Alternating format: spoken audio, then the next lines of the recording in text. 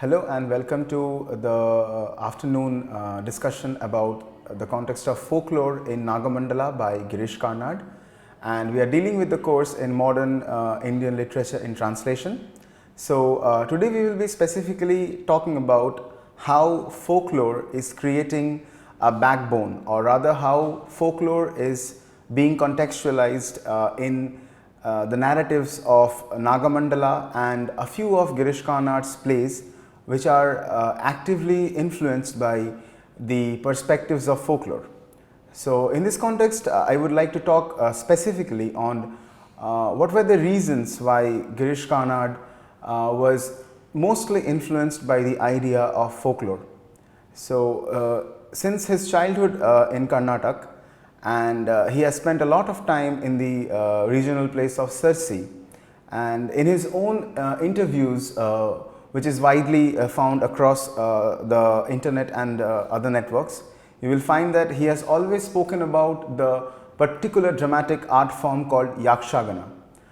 In Yakshagana, he is always talking about how the dramatic representations as well as the presentations of Yakshagana has influenced him in course of time, in course of his childhood, that helped him develop his dramatic perceptions, and has in future helped him to understand how to create a proper dramatic narrative with the help of, or with the characteristics of folklore infused in that.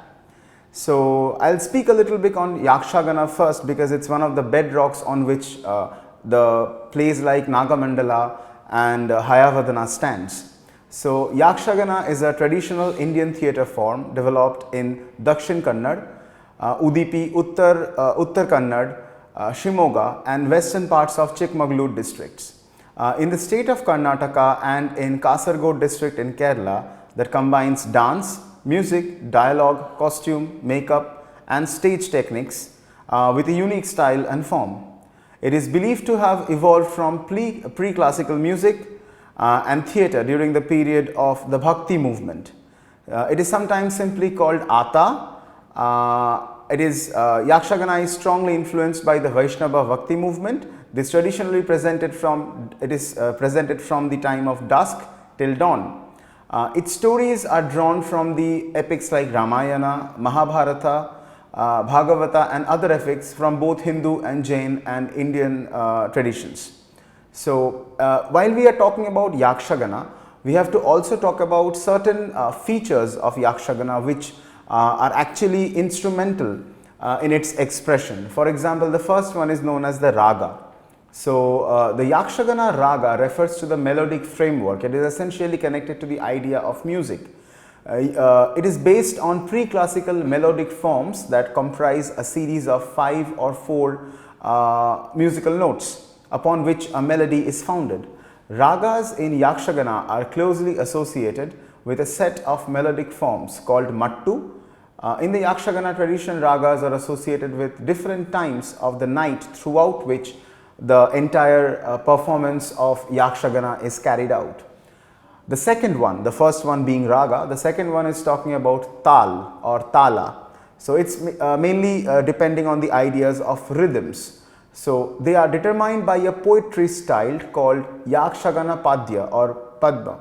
So tala or tal also decide how a composition is to be enacted by the dancers.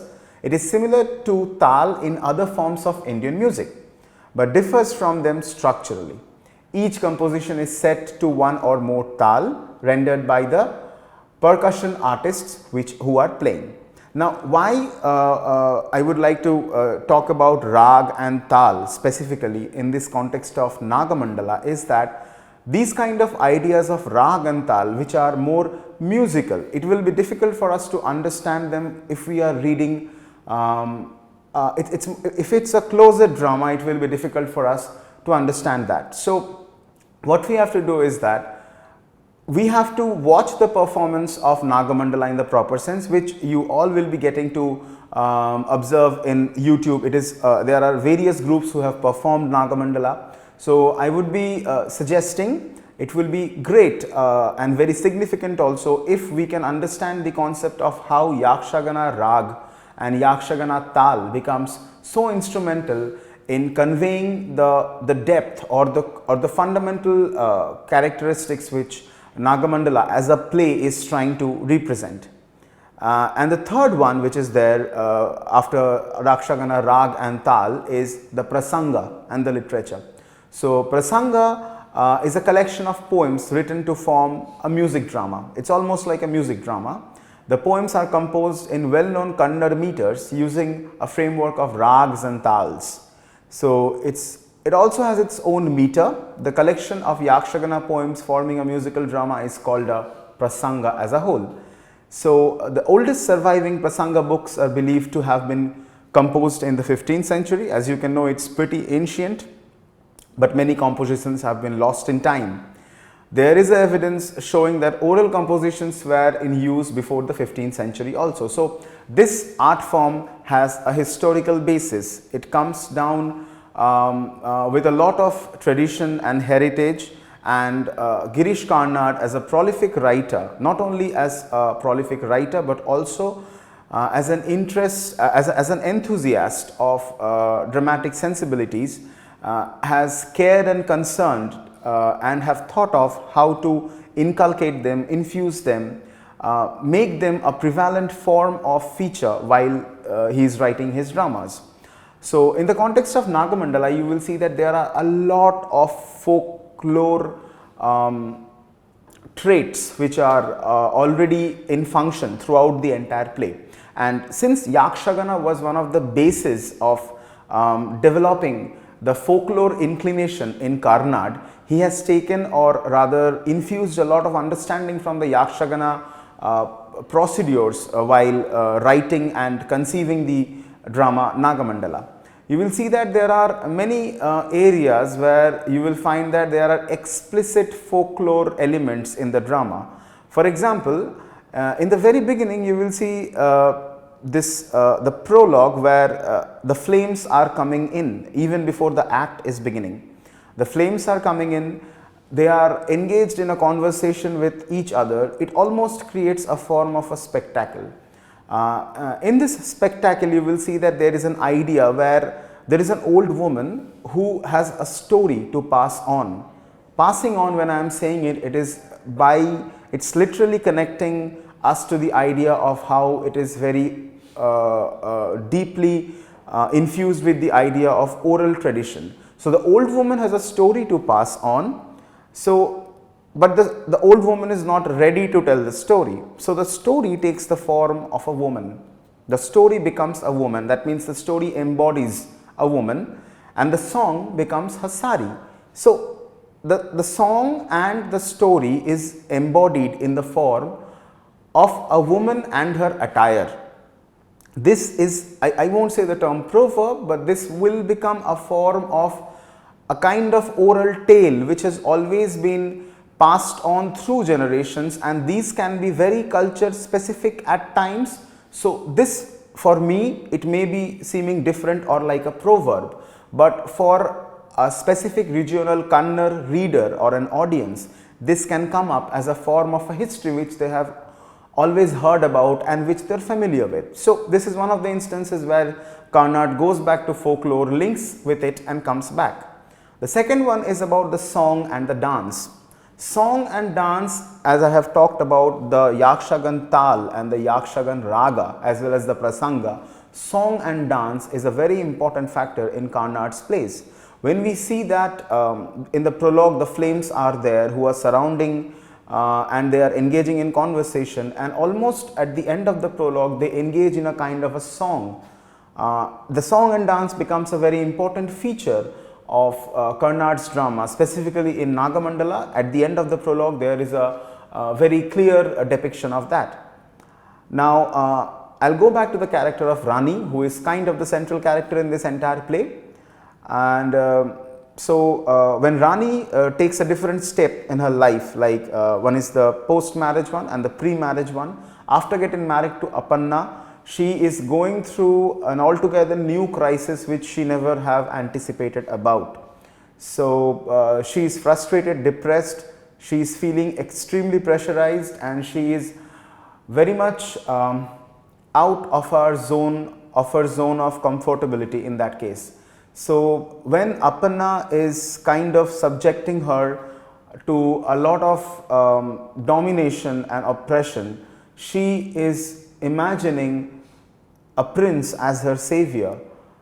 And this idea of imagining a prince who will come and save the woman who is in distress, this is a very predominant trope which has been passed on through generations, through many stories, consciously or unconsciously, not in only one culture specific zone of the country, but in various zones of the country. The manifestations may be different, but the narrative about the prince being someone who is coming to the rescue of a damsel in distress is a very common trope in Indian folklore.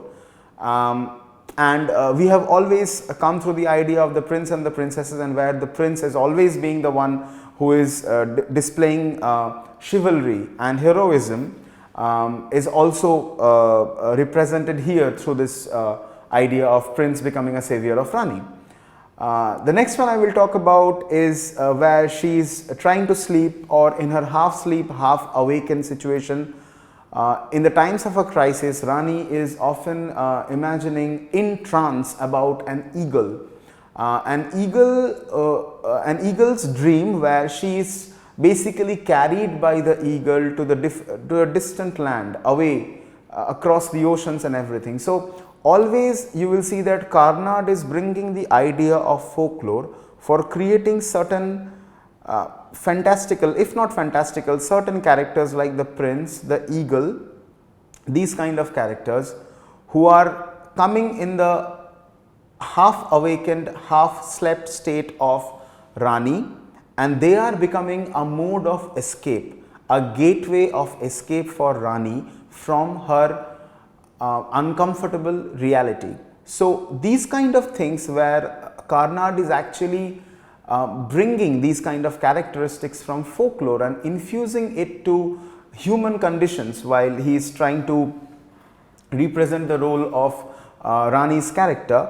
It's fascinating how folklore is coming into a context of a very contemporary idea of relationship, breach, distrust, uncomfortability, and how it is actually getting mingled in that through a character like Rani. So how the ancient comes and enters into a gentleman's agreement with the present story in that sense. So folklore being something which is very archetypal sometimes and very ancient also, is helping Carnad construct a narrative in the contemporary times. So that's one of the transcending qualities of folklore, I believe. Then there is another example of the golden stag with the golden antlers, who is coming to the door and asking Rani to follow. And Rani is dissuading from the fact that I would not like to follow the stag with the golden antler. So there are many images which are very fantastical at times.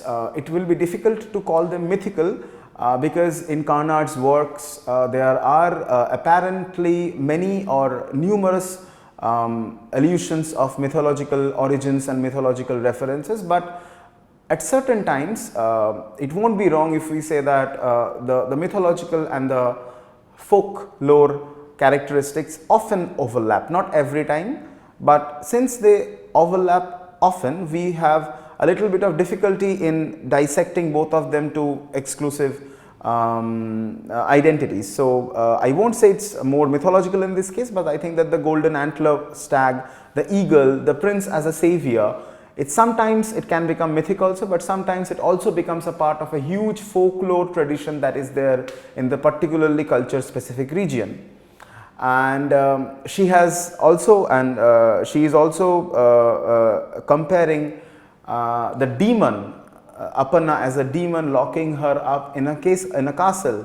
This is also a very predominant trope of folklore literature, of stories which we have heard from our ancestors in times of our childhood as well as in course of our growing up. And this is a very predominant trope of a demon locking up a damsel in a castle showing or portraying the oppression and domination on the female. This is also given a fresh depiction in this context by Carnad.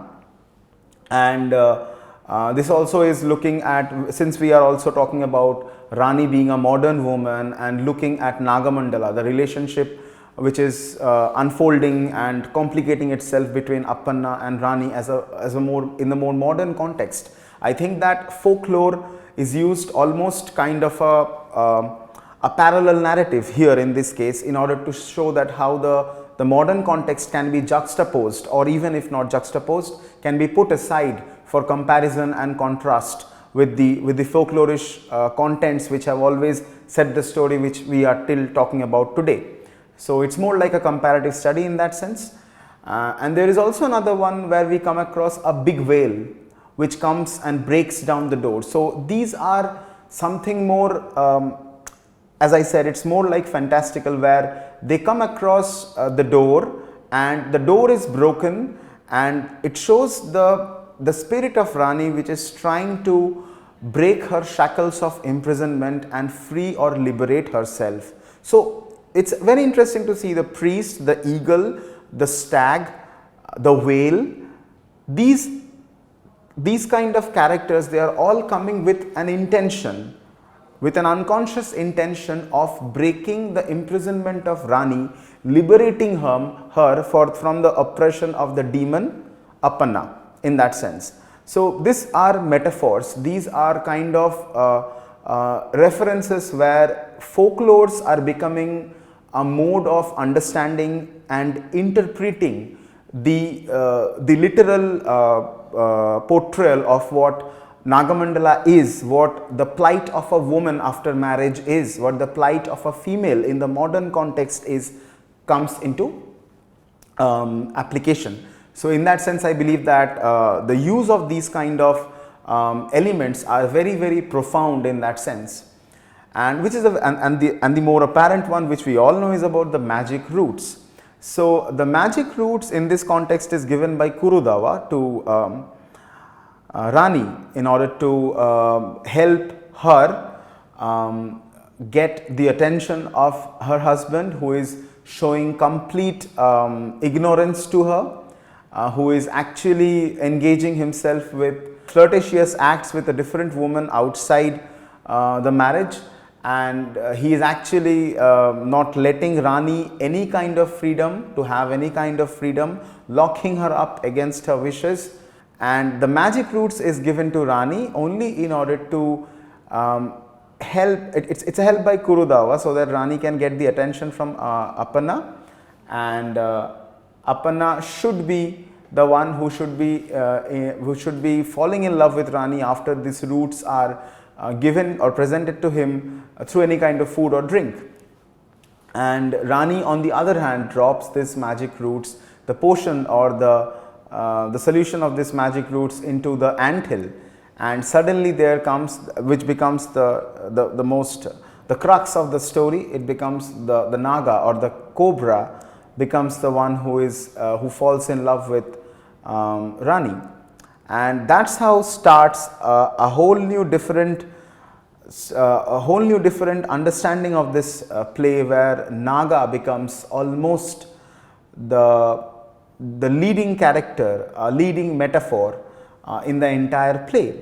And the Naga comes around in the life of Rani in disguise. He plays the role of Appanna, and somehow or the other the character of Naga from the anthill, and you know that how the idea of Naga, the cobra, is so much well connected to our folklores of our regional folklores. So the Naga becomes a form of a new consciousness which comes in the life of Rani, almost invalidating the necessity of Appanna himself, and the presence of Naga becomes the presence of Appanna. But to us readers, we never ever care about the presence of Appanna, because to us he is always somebody who is outside the created zone of Rani. So Rani and Naga, they create a whole new different relationship which is mingled with love, affection. There are a lot